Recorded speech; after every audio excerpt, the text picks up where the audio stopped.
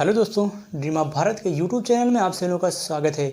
विश्व भूगोल की श्रृंखला में हम पुनः आप लोगों के सामने एक अगला टॉपिक को लेकर उपस्थित हैं और आज का जो टॉपिक है अपने आप में बहुत ही महत्वपूर्ण है। आज का जो टॉपिक है यह अपने आप में बहुत ही महत्वपूर्ण है। यहाँ से हर 2 वर्ष के अंतराल के बाद हमेशा एग्जाम में क्वेश्चन यहाँ से पुटअप हुआ है। तो यह टॉपिक बिल्कुल मिस मत कीजिएगा, ये टॉपिक अपने आप में बहुत ही महत्वपूर्ण है। लेकिन टॉपिक पे आने से पहले एक छोटा सा निवेदन है, आप हमारे चैनल को सब्सक्राइब और शेयर करना बिल्कुल ना भूलिएगा। आज का जो टॉपिक है यह है यूरोप महाद्वीप का। आज का जो टॉपिक है यह है यूरोप महाद्वीप के प्रमुख पर्वत। वैसे तो यूरोप महाद्वीप में बहुत सी पर्वत श्रेणियाँ हैं, लेकिन हमें सभी को नहीं पढ़ना है। यहाँ पे जो वीडियो लाए हैं वो हम सेलेक्ट करके लाए हैं, तो ये वीडियो आप बिल्कुल मत मिस करिएगा। और ये वीडियो जो है यहाँ से हमेशा 2 वर्ष के अंतराल में जो है क्वेश्चन यहाँ से पुटअप हुआ है। तो आइए देख लेते हैं। यदि हम पर्वतों की बात करें तो पृथ्वी पर वह भूभाग जिसकी ऊंचाई 1000 मीटर से अधिक हो, जिसकी ऊंचाई 1000 से अधिक हो ऊंचाई, तो उसे हम लोग पर्वत की श्रेणी में रखा जाता है। तो आइए देख लेते हैं बिना समय गंवाए हुए। कैटावरियन पर्वत श्रेणी, पहला पर्वत श्रेणी कौन सी है? कैटावरियन पर्वत श्रेणी। और जो महत्वपूर्ण, जो वेरी वेरी मोस्ट इंपॉर्टेंट है उसको हम टिक करते चलेंगे, तो आप लोग साथ साथ जो है आप नोट बनाते चलिएगा। कैटावरियन पर्वत श्रेणी जो है यह उत्तरी स्पेन यानी यूरोप महाद्वीप की बात हो रही।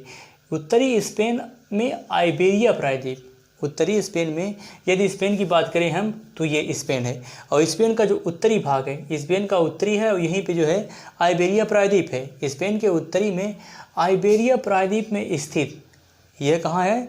तो उत्तरी स्पेन में आइबेरिया प्रायद्वीप में स्थित है कैटावरियन पर्वत श्रेणी। और यह अल्पाइन क्रम में, इसका निर्माण कब हुआ है? तो अल्पाइन क्रम में हुआ है, अल्पाइन युग में हुआ है। और यह एक मोड़दार पर्वत है। यह कैसा पर्वत है? यह किस प्रकार का पर्वत है? तो यह एक मोड़दार पर्वत है और इसका निर्माण कब हुआ है? तो अल्पाइन युग में हुआ है। इसका निर्माण कब हुआ है? तो इसका निर्माण अल्पाइन युग में हुआ है। और यह उत्तरी स्पेन में आइबेरिया प्रायद्वीप के अंतर्गत जो है यह कैटावरियन पर्वत श्रेणी आती है।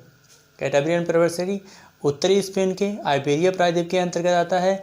और यह अल्पाइन हलचल में, अल्पाइन युग में जो है इसका निर्माण हुआ है। और यह एक मोड़दार पर्वत है। अगला है पेरेनीज पर्वत, वेरी वेरी मोस्ट इंपॉर्टेंट यह पर्वत है। अगला कौन सा पर्वत है? पेरेनीज पर्वत। यह अल्पाइन क्रम में, इसका भी निर्माण कब हुआ है? तो यह भी जो है अल्पाइन क्रम में ही इसका जो है उदय हुआ है। और यह एक मोड़दार पर्वत है। यह किस प्रकार का पर्वत है? तो यह भी एक मोड़दार पर्वत है। और अल्पाइन युग में जो है, अल्पाइन युग में इसका निर्माण हुआ है पेरिनेज पर्वत का। और यह फ्रांस एवं यह पर्वत जो है यह फ्रांस के दक्षिणी सीमा के साथ साथ, यह जो है पेरिनीज पर्वत, यह फ्रांस के दक्षिणी सीमा के साथ साथ पूर्व से पश्चिम दिशा में विस्तृत है। यह जो है फ्रांस के दक्षिणी सीमा के साथ साथ पूर्व से लेकर के पश्चिम दिशा में विस्तृत है। और यह स्पेन व फ्रांस की सीमा बनाता है। यह किसकी मध्य जो है सीमा का निर्धारण करता है? तो यह स्पेन एवं फ्रांस, ये स्पेन है, स्पेन एवं फ्रांस, ठीक। स्पेन एवं फ्रांस के मध्य कौन सीमा बनाता है? तो यह है पेरेनीज पर्वत, ठीक। पेरेनीज पर्वत जो है यह स्पेन एवं फ्रांस के मध्य सीमा का निर्धारण करता है। और यह अल्पाइन क्रम में जो है इसका निर्माण हुआ है। और यह एक मोड़दार पर्वत है। पेरिनीज पर्वत किस प्रकार का पर्वत है? तो पेरिनीज पर्वत एक मोड़दार पर्वत है और अल्पाइन जो है क्रम में इसका जो है निर्माण हुआ है। और यह फ्रांस के दक्षिणी सीमा के साथ साथ पूर्व से पश्चिम दिशा में जो है यह विस्तृत है। और फ्रांस और स्पेन के साथ जो है यह सीमा साझा करता है। इसके बाद है अगला है अल्पस पर्वत, वेरी वेरी मोस्ट इंपॉर्टेंट। अगला पर्वत कौन सा है? तो अगला पर्वत है अल्पस पर्वत। अगला पर्वत कौन सा है? अल्पस पर्वत। अल्पस पर्वत का यह अल्पाइन क्रम का मोड़दार पर्वत है। इसका भी निर्माण कब हुआ है? तो यह भी जो है अल्पाइन क्रम में ही इसका भी निर्माण हुआ है। और यह भी एक मोड़दार पर्वत है। यह भी जो है अल्पस पर्वत एक मोड़दार पर्वत का उदाहरण है। और यह भी, इसका भी निर्माण कब हुआ है? तो अल्पाइन युग में हुआ है। इसका निर्माण अल्पाइन युग में हुआ है। यह फ्रांस एवं इटली की सीमा का निर्धारण करता है। यह पर्वत जो है अल्पस पर्वत, यह किसकी मध्य सीमा का निर्धारण करता है? तो फ्रांस एवं इटली के मध्य। यह है फ्रांस, आप मैप में देख सकते हैं, ये फ्रांस है और यह इटली है, ठीक है। फ्रांस और इटली के मध्य कौन सीमा का निर्धारण करता है? तो आल्प्स पर्वत। फ्रांस और इटली के मध्य है यह आल्प्स पर्वत यह सीमा का निर्धारण करता है, यह सीमा का निर्धारण करता है। अल्प्स पर्वतमाला की सर्वोच्च चोटी जो है, अल्प्स पर्वतमाला की जो सर्वोच्च ऊंची चोटी है यह है माउंट ब्लैक। अल्प्स पर्वत की सर्वोच्च चोटी कौन सी है? तो यह है माउंट ब्लैक, और जिसकी ऊंचाई है 4,807 मीटर। माउंट ब्लैक जो है यह अल्प्स पर्वत की सर्वोच्च चोटी है, जिसकी ऊंचाई है 4,807 मीटर। इसकी ऊंचाई 4,807 मीटर जो है यह फ्रांस और इटली के मध्य जो है सीमा का निर्धारण करता है। और यह इसका जो निर्माण हुआ है वो अल्पाइन युग में हुआ है, और यह एक मोड़दार पर्वत है। यह कैसा पर्वत है? तो यह एक मोड़दार पर्वत है जो फ्रांस एवं इटली के मध्य सीमा साझा करता है, और अल्पाइन युग में इसका निर्माण हुआ है। और इसकी जो सर्वोच्च चोटी है वो है माउंट ब्लैक, और जिसकी ऊंचाई है 4,807 मीटर, जिसकी ऊंचाई है 4,807 मीटर। तो यह वेरी मोस्ट इंपॉर्टेंट है अल्प्स पर्वत, और इसकी जो सर्वोच्च चोटी है माउंट ब्लैक, और इसकी ऊंचाई कितनी है? तो 4,807 मीटर है। इसके बाद है जूरा पर्वत, ये भी इंपॉर्टेंट है, वेरी मोस्ट इंपॉर्टेंट। जूरा पर्वत यानी जुरैसिक काल में इसका निर्माण हुआ है। इस जूरा पर्वत का निर्माण कब हुआ है? जुरैसिक काल, यानी जुरैसिक काल की बात करें तो वही जो युग किसका था? डायनासोर्स का था। पृथ्वी पर किसका युग था? जुरैसिक काल जो है डायनासोर्स का युग था। ठीक, पृथ्वी पर बड़े बड़े विशाल का जो है जीवों का समय था। तो उसी समय जुरैसिक काल में ही जो है यह जूरा पर्वतमाला का निर्माण हुआ था। जूरा पर्वतमाला का निर्माण कब हुआ था? तो जुरैसिक काल में हुआ था। और यह किस प्रकार की पर्वतमाला है? तो यह है निर्मित, यह जो है मोड़दार पर्वत है। यह किस प्रकार का पर्वत है? यह एक मोड़दार पर्वत है जो यह फ्रांस एवं स्विट्जरलैंड, यह किसके मध्य सीमा साझा करता है? तो यह फ्रांस एवं स्विट्जरलैंड, यह फ्रांस है, फ्रांस के मध्य, और यही है आपका स्विट्जरलैंड।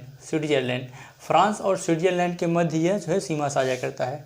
यह जो है जूरा पर्वत, यह जो है जुरैसिक काल में इसका निर्माण हुआ था, और यह एक मोड़दार पर्वत है। यह फ्रांस एवं स्विट्जरलैंड के मध्य सीमा साझा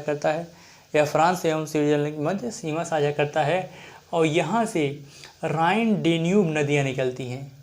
जूरा पर्वत जो है राइन और डेन्यूब नदियों का उद्गम स्थल है। राइन और डेन्यूब नदियों का उद्गम स्थल कौन सा पर्वत है? तो राइन एवं डेन्यूब नदियों का उद्गम स्थल जूरा पर्वत है, जो फ्रांस एवं स्विट्जरलैंड के मध्य सीमा साझा करता है, और जिसका निर्माण जो हुआ वो जुरैसिक काल में हुआ है। और यह एक मोड़दार पर्वत है। तो ये जो है टॉपिक बहुत ही अपने आप में बहुत ही महत्वपूर्ण है। इसके बाद अगला है वासदेस पर्वत, ये भी इम्पोर्टेंट है।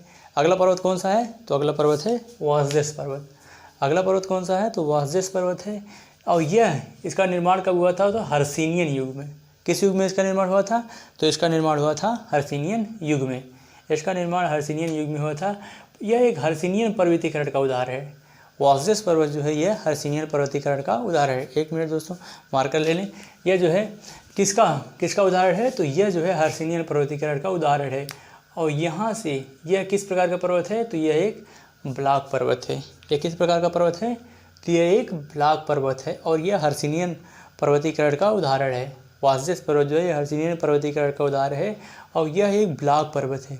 यह किस प्रकार का पर्वत है? तो यह एक ब्लॉक पर्वत है जो फ्रांस एवं जर्मनी के मध्य जो है सीमा साझा करता है। जो फ्रांस एवं जर्मनी, ये फ्रांस है और ये जर्मनी है। ठीक, फ्रांस एवं जर्मनी के मध्य जो है ये सीमा साझा करता है। फ्रांस एवं जर्मनी के मध्य सीमा कौन साझा करता है? तो वासदेस पर्वत जो है फ्रांस एवं जर्मनी के मध्य सीमा साझा करता है, और यह जो है एक ब्लॉक पर्वत का उदाहरण है। यह ब्लॉक पर्वत का उदाहरण है, और यह जो है इसका निर्माण कब हुआ है? तो हर्सिनियन युग में हुआ है। अगला है black forest, very most important. अगला कौन सा पर्वत है? तो अगला है ब्लैक फॉरेस्ट यह जर्मनी में स्थित ब्लॉक पर्वत का उदाहरण है। ब्लैक फॉरेस्ट कहाँ स्थित है? तो यह जर्मनी में स्थित है, और यह एक ब्लॉक पर्वत का उदाहरण है। यह एक किस पर्वत का उदाहरण है? तो यह एक ब्लॉक पर्वत का उदाहरण है, और इसका निर्माण हर्सिनियन युग में हुआ है। इसका निर्माण कब हुआ है? तो इसका निर्माण हर्सिनियन युग में हुआ है, और यह एक ब्लॉक पर्वत है, और यह कहाँ स्थित है? तो यह जर्मनी में स्थित है। ब्लैक फॉरेस्ट पर्वत यह ब्लॉक पर्वत का उदाहरण है। हर्सिनियन युग में इसका निर्माण हुआ है, और यह जर्मनी में स्थित है। Black forest black forest vases के मध्य, ब्लैक फॉरेस्ट और वाजेस पर्वत के मध्य राइन नदी की भ्रंश घाटी स्थित है। राइन नदी की भ्रंश घाटी जो है वो किन दो पर्वतों के मध्य स्थित है? तो वाजेस पर्वत और ब्लैक फॉरेस्ट पर्वत। ब्लैक फॉरेस्ट पर्वत और वाजेस पर्वत के मध्य राइन नदी की घाटी स्थित है, राइन नदी की भ्रंश घाटी स्थित है। तो राइन नदी की भ्रंश घाटी वाजेस पर्वत और ब्लैक फॉरेस्ट के मध्य स्थित है और यह जर्मनी में स्थित है। यह ब्लैक पर्वत का उदाहरण है और हर्सिनियन युग में जो है इसका निर्माण हुआ था। अगला है पेनाइन पर्वत, ये भी इम्पोर्टेंट है। अगला पर्वत कौन सा है? तो अगला पर्वत है पेनाइन पर्वत। यह इंग्लैंड के उत्तर दक्षिण में, यह पेनाइन पर्वत जो है यह इंग्लैंड के उत्तर दक्षिण में फैला हुआ है और यह प्राचीन मुर्दार पर्वत है। यह अवशिष्ट पर्वत का उदाहरण है। यह प्राचीन मुर्दार पर्वत है और यह अवशिष्ट पर्वत का उदाहरण है और यह इंग्लैंड के उत्तर दक्षिण में फैला हुआ है। यह पर्वत जो है इंग्लैंड के उत्तर दक्षिण में फैला हुआ है। यह अवशिष्ट पर्वत का उदाहरण है। यह अवशिष्ट पर्वत का उदाहरण है और यह एक प्राचीन मुर्दार पर्वत है। यह किस प्रकार का पर्वत है? तो यह एक प्राचीन मुर्दार पर्वत है और यह अवशिष्ट प्रकार का पर्वत है। यह इंग्लैंड के उत्तर दक्षिण में स्थित है। इंग्लैंड, यदि आप मैप में देखेंगे तो मैप में यहीं आपको मिलेगा इंग्लैंड। ये यही जो है ब्रिटेन के बगल में ही इंग्लैंड है, ब्रिटेन, ठीक। तो यही जो है यहीं पे स्थित है जो है इंग्लैंड के उत्तर और दक्षिण में। इसके बाद है आपका वाजेस पर्वत हो गया, पेनाइन पर्वत हो गया। इसके बाद है डिनारिक अल्पस। अगला कौन सा है? डिनारिक अल्पस, ये भी इम्पोर्टेंट है। अगला कौन सा है? डिनारिक अल्पस। यह इसका निर्माण कब हुआ है? तो इसका निर्माण भी अल्पाइन युग में ही हुआ है। इसका निर्माण कब हुआ है? तो इसका निर्माण भी अल्पाइन युग में ही हुआ है। अल्पाइन युग की श्रेणी है जो क्रोएशिया एवं मॉन्टेनिग्रो एवं अल्बानिया में स्थित है। यह कहाँ इसका विस्तार कहाँ है? क्रोएशिया, मॉन्टेनिग्रो एवं अल्बानिया में एड्रियाटिक तट के समानांतर विस्तृत है। एड्रियाटिक तट के समानांतर विस्तृत है। एड्रियाटिक तट के समानांतर विस्तृत है। यह चूना पत्थर प्रदेश है। यह किस प्रकार का प्रदेश है? तो यह चूना पत्थर युक्त प्रदेश है और यह जो है एड्रियाटिक तट के समानांतर फैला हुआ है। यह जो है एड्रियाटिक तट के समांतर फैला हुआ है। एड्रियाटिक तट यह जो है अल्पाइन युग की श्रेणी है जो क्रोएशिया, मॉन्टेनिग्रो एवं अल्बानिया में एड्रियाटिक तट के समानांतर यह विस्तृत है। इसके बाद है पिंडस पर्वत। अगला कौन सा पर्वत है? अगला पर्वत है पिंडस पर्वत। यह मुख्यतः ग्रीस के क्षेत्र में स्थित है। पिंडस पर्वत कहाँ स्थित है? तो यह मुख्यतः जो है ग्रीस के जो है मध्य स्थित है, ग्रीस के क्षेत्र में स्थित है और यह अल्पाइन क्रम का पर्वत है। यह किस क्रम का पर्वत है? तो यह अल्पाइन क्रम का पर्वत है और यह मुर्दार पर्वत है। यह किस प्रकार का पर्वत है? तो यह अल्पाइन क्रम का पर्वत है और यह मुर्दार पर्वत है और यह जो है ग्रीस में स्थित है। यह ग्रीस में स्थित है। यह कोरिन्य की खाड़ी से अल्बानिया तक विस्तृत है। यह कोरिन्य की खाड़ी से लेकर के अल्बानिया तक यह विस्तृत है। इसके बाद है कार्पेंथियन पर्वत। यह भी इंपॉर्टेंट है, वेरी वेरी मोस्ट इम्पॉर्टेंट। कार्पेंथियन पर्वत जो दक्षिणी पोलैंड एवं चेक गणराज्य से, यह जो है कार्पेंथियन पर्वत दक्षिणी पोलैंड एवं चेक गणराज्य से चंद्राकार रोमानिया व यूक्रेन तक विस्तृत है। यह कहाँ से कहाँ तक विस्तृत है? रोमानिया से लेकर के यूक्रेन तक विस्तृत है। रोमानिया से लेकर के यूक्रेन तक विस्तृत है। तो दक्षिणी पोलैंड एवं चेक गणराज्य से चंद्राकार रोमानिया व यूक्रेन तक विस्तृत है। कार्पेंथियन विस्टुला और निस्टर, ये तीन नदियां हैं। कार्पेंथियन, विस्टुला और निस्टर नदी का उद्गम क्षेत्र है। ये जो है इन तीन नदियों का, कार्पेंथियन नदी, विस्टुला नदी और निस्टर नदी, ये तीन नदियां जो है इनके उद्गम का क्षेत्र कौन सा है? तो ये कार्पेंथियन पर्वत है। और ट्रेटा माउंटेस, इसकी जो सर्वोच्च चोटी है वह है ट्रेटा माउंटेस, इसकी सर्वोच्च श्रेणी है। ट्रेटा माउंटेस जो है यह कार्पेंथियन पर्वत की सर्वोच्च श्रेणी है। यहाँ से तीन नदियों का उद्गम होता है, कार्पेंथियन नदी, विस्टुला नदी और निस्टर नदी, ये तीन नदियों का जो है यह उद्गम क्षेत्र है। इसके बाद है एपेनाइन पर्वत, वेरी वेरी मोस्ट इम्पॉर्टेंट। अगला पर्वत कौन सा है? एपेनाइन पर्वत है। यह इटली में स्थित है। एपेनाइन पर्वत कहाँ स्थित है? तो यह इटली में स्थित अल्पाइन क्रम का है। यह किस क्रम का जो है? पर्वत है तो इसका निर्माण जो है वो अल्पाइन क्रम में हुआ है और यह एक मोड़दार पर्वत है। यह किस प्रकार का मोड़दार पर्वत है? तो यह एक मोड़दार पर्वत है। यह उत्तरी पश्चिमी प्रायद्वीप से दक्षिणतम बिंदु तक विस्तृत है। यह उत्तरी पश्चिमी प्रायद्वीप से लेकर के दक्षिणतम बिंदु तक विस्तृत है और माउंट कोनोग्रैंड इसकी सर्वोच्च शिखर है। माउंट कोनोग्रैंड जो है इसकी सर्वोच्च शिखर है। इसका सर्वोच्च शिखर कौन सा है? तो इसका सर्वोच्च शिखर जो है वो माउंट कोनोग्रैंड जो है इसका सर्वोच्च शिखर है। एपेनाइन पर्वत यह कहाँ स्थित है? तो यह इटली में स्थित है और यह जो है अल्पाइन क्रम का यह मोड़दार पर्वत है। यह अल्पाइन क्रम का मोड़दार पर्वत है और उत्तरी पश्चिमी प्रायद्वीप से दक्षिणतम बिंदु तक विस्तृत है। उत्तरी पश्चिमी प्रायद्वीप से लेकर के यह दक्षिणतम बिंदु तक जो है विस्तृत है और यह माउंट कोर्नोग्रैंड जो है यह एपेनाइन पर्वत का यह सर्वोच्च शिखर है। माउंट कोर्नोग्रैंड इसका सर्वोच्च शिखर है। अगला है बाल्कन पर्वत। अगला कौन सा पर्वत है? तो अगला पर्वत है बाल्कन पर्वत। यह बुल्गारिया में पश्चिम से पूर्व की दिशा तक, यह जो है बाल्कन पर्वत वेरी वेरी मोस्ट इम्पॉर्टेंट है। बाल्कन पर्वत जो है यह बुल्गारिया में पूर्व से लेकर पश्चिम दिशा में विस्तृत है। यह बुल्गारिया में स्थित पूर्व से लेकर के पश्चिम तक जो है विस्तृत है और यह अल्पाइन क्रम का मोड़दार पर्वत है। बाल्कन पर्वत यह जो है बुल्गारिया में स्थित है और पूर्व से लेकर के पश्चिम तक जो है यह विस्तृत है और यह अल्पाइन क्रम का जो है यह मोड़दार पर्वत है। यह अल्पाइन क्रम का मोड़दार पर्वत है। इसके बाद है यूराल पर्वत। अगला पर्वत कौन सा है? अगला पर्वत है यूराल पर्वत। यूराल पर्वत यूरोप एवं Asia, very very most important है यूराल पर्वत। यह यूरोप एवं एशिया का जो है सीमा निर्धारण करता है। यूराल पर्वत दो महाद्वीपों के मध्य जो है सीमा का निर्धारण करता है, यानी यूरोप महाद्वीप और एशिया महाद्वीप के मध्य सीमा का निर्धारण कौन करता है? तो यूराल पर्वत यूरोप और एशिया के मध्य सीमा का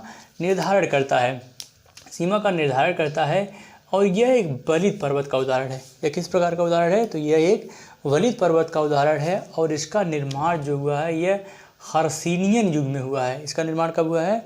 तो इसका निर्माण हर्सिनियन युग में हुआ है और यहाँ से यूराल नदी का उद्गम स्रोत कौन सा है? तो यूराल नदी जो होती है वो यूराल पर्वत से ही निकलती है। उसका उद्गम क्षेत्र जो है यूराल पर्वत ही है और यह जो है यूरोप एवं एशिया के मध्य सीमा का निर्धारण करता है। यूराल पर्वत जो है यह दो महाद्वीपों के मध्य यानी यूरोप और एशिया के मध्य जो है सीमा का निर्धारण करता है और यह एक वलित पर्वत का उदाहरण है। यह जो है यूराल पर्वत एक किस प्रकार के पर्वत का उदाहरण है? तो यह एक वलित पर्वत का उदाहरण है और यहाँ से जो है यह हर्सिनियन युग में जो है इसका निर्माण हुआ है। यूराल पर्वत का निर्माण किस युग में हुआ है? तो यूराल पर्वत का निर्माण जो है हर्सिनियन युग में हुआ है और यह किस प्रकार का पर्वत है? तो यह जो है एक वलित पर्वत का उदाहरण है। यह किस प्रकार के पर्वत का उदाहरण है? तो यह एक वलित पर्वत का उदाहरण है। अगला है हार्ज पर्वत। ये भी इम्पॉर्टेंट है। अगला कौन सा पर्वत है? हार्ज पर्वत। यह मध्य जर्मनी में लीना व साल नदियों के बीच स्थित है। मध्य जर्मनी में दो नदियां हैं, लीना और शाल। दो नदियां हैं, लीना और साल। लीना और शाल नदियों के मध्य जो है यह हार्ज पर्वत स्थित है और यह एक पर्वत श्रेणी है। हार्ज पर्वत जो है एक श्रेणी है। यह मध्य लीना और शाल दो नदियों के मध्य जो है स्थित है। अगला है ग्राम्पियन पर्वत श्रेणी। अगली कौन सी पर्वत श्रेणी है? तो अगली है ग्राम्पियन पर्वत श्रेणी और यह स्कॉटलैंड में स्थित है। यह कहाँ स्थित है? तो यह स्कॉटलैंड में स्थित है, जिसका दक्षिणी किनारा उच्च एवं निम्न भूमियों के मध्य यह स्कॉटलैंड में स्थित है।